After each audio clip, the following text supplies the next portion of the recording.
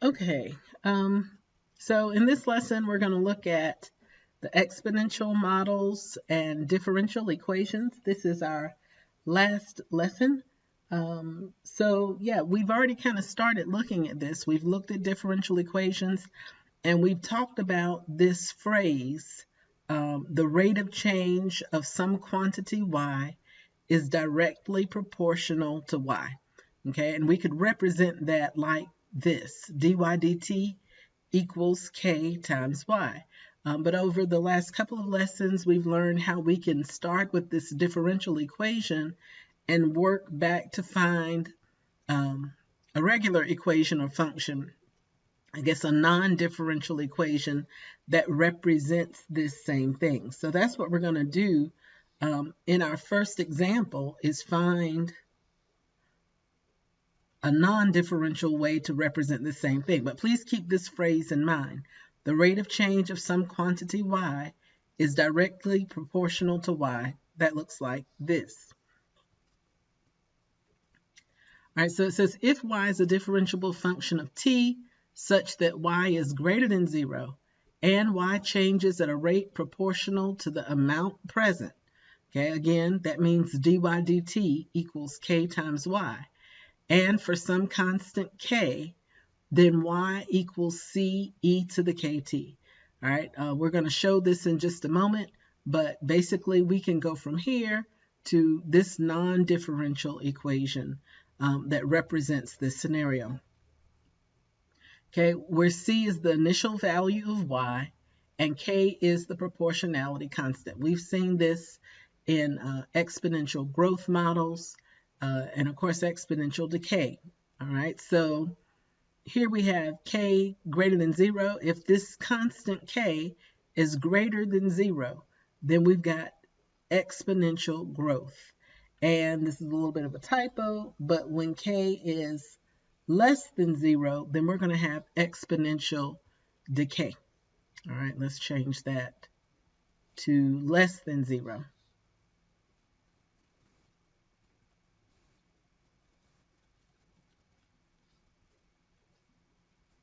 Okay, if it's less than 0, that's going to be exponential decay. All right, but as promised, let's look at how we can go from dy dt equals k times y and show that that's the solution for this is y equals c e to the kt.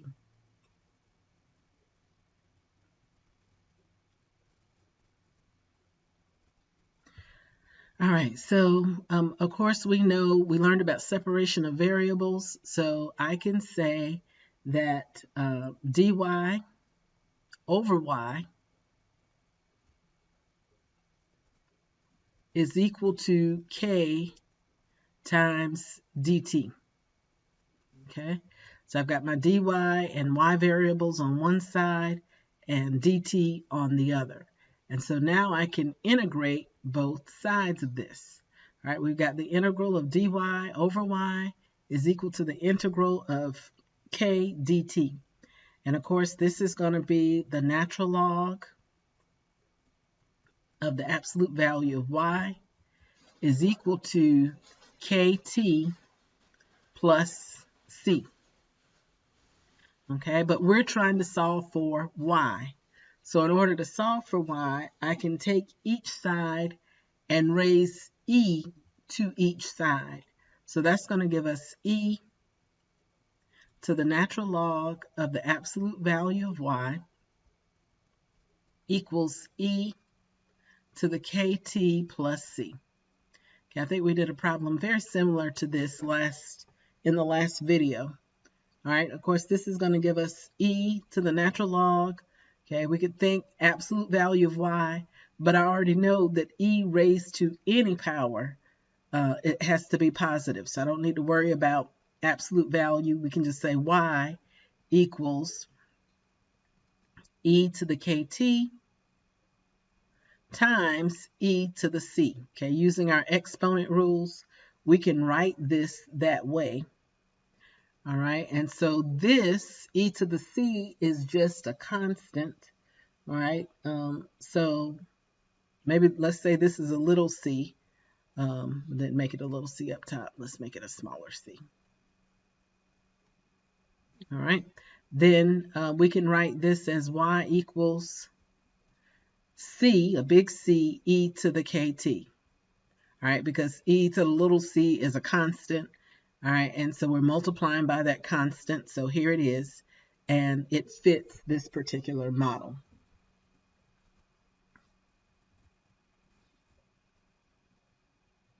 All right, so what that tells us is when we hear this thing about the rate is changing and it's directly proportional, then we can think of y equals e or y equals c e to the kt. We can go straight to that as long as we note that the connection is there. Okay, so here's an example. The rate of change of y is proportional to y. All right, so what that means is dy dt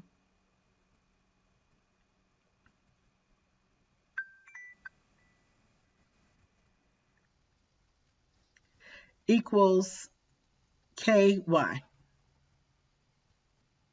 Okay, and so what we can say is that this implies y equals c e to the kt. Okay, if they give us information about a rate of change, then we need to write something about a rate of change.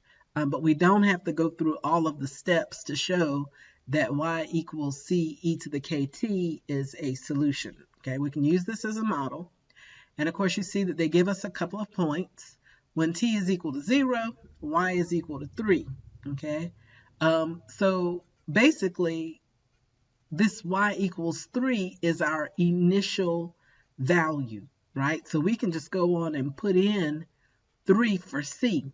But I'm going to work it through this one time so that you'll see what that looks like. If we have the point 0, 3, right? We can say that we get 3 here. This is c e to the k times 0, right? Well, that's e to the 0, which is 1, so c is equal to 3. All right, so whenever they give us t equals 0, this y value is going to be c because that's our initial value. Okay, all right, so then that helps us to bring our model up a little bit. We can say that the model looks like y equals 3 e to the kt. Okay, but we still need to figure out what k is, that constant of proportionality. And so this is where we'll use a second point. This time we know that when t is equal to 2, y is going to be 6. Okay, so I'm going to kind of write some steps here. This was 1. Now we're at step 2.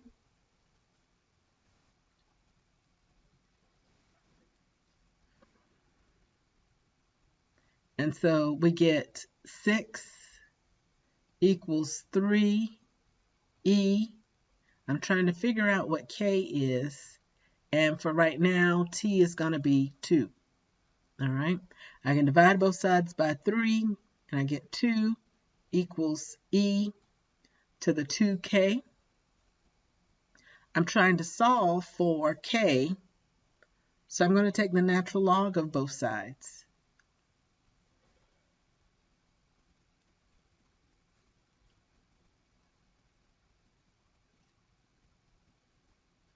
All right, and so we get natural log and e cancel each other out.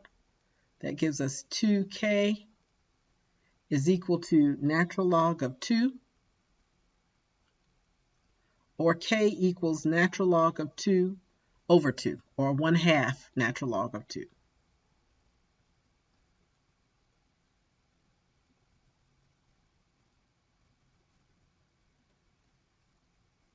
Okay, and so we can come up with an approximate value for that using our calculator. All right, if you put this into the calculator, then it is approximately 0.3466. However, we can you could do one of two things. You could wait until we plug this into the next part and just put in the whole 1/2 natural log of 2. Or you can do this on your calculator and store it and that way you'll not have too much of a round off error or any round off error. Okay.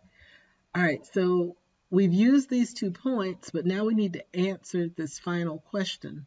What is the value of y when t is equal to 3? And so in this third step, okay, we can now say that y is equal to 3e to the natural log of 2 over 2. There's some other things we can do with that, but let's just go with it like that, okay? And you can see, if you look at the answer key, they've used some properties of natural log to write it in a certain way, but we don't have to do that. Well, actually, let's do it because I think it'll save us some time. So we'll come back down here. If I've got 1/2 of the natural log of 2, then remember I can take this 1/2 and make it the exponent on the 2. That's one of our log properties. And so if I put this 1/2 as an exponent on the 2, then this is going to be the natural log of the square root of 2. All right, so yeah, we can say that k is equal to natural log of square root 2.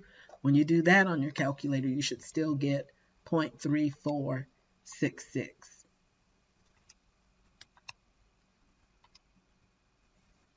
Okay, so now in step 3, we can say y equals 3e to the natural log of square root 2 times t. Okay, that's 3e to the 3 natural log square root 2. And so we get about 8.4859. Or I got 8.4853.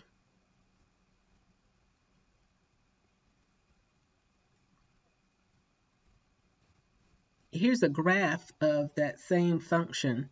And of course you can graph it on your calculator, but using the trace function, we could quickly evaluate it to figure out what the value of the function is when t is equal to 3.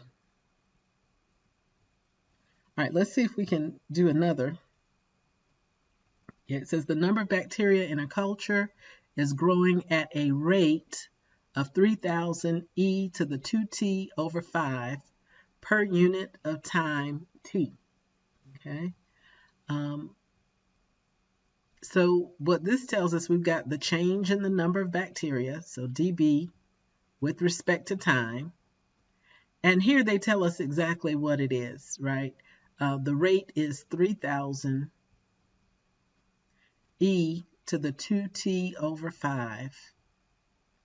All right, so if I multiply both sides by dt, then we get dB equals 3,000 e to the 2t over 5 dt. All right, or this is going to be B is equal to, okay, we got a constant multiple here. We might want to think a little bit about U substitution. We could say U equals 2t over 5.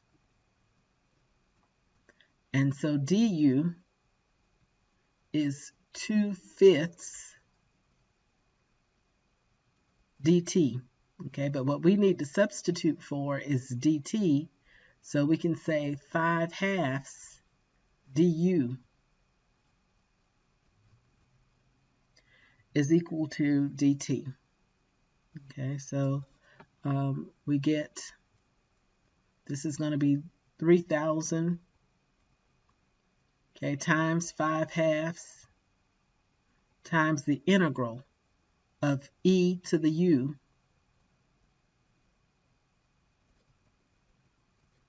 du. Okay, all right, so that gives us what? 7,500.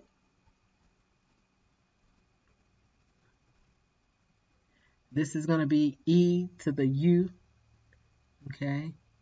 All right, so 7,500 e to the u for us is 2t over 5, okay? Plus c. All right. Now, they tell us at time t equals 0, the number of bacteria present was 7,500. Okay, so if we plug that in, then we can tell that this plus c, there is nothing there, right?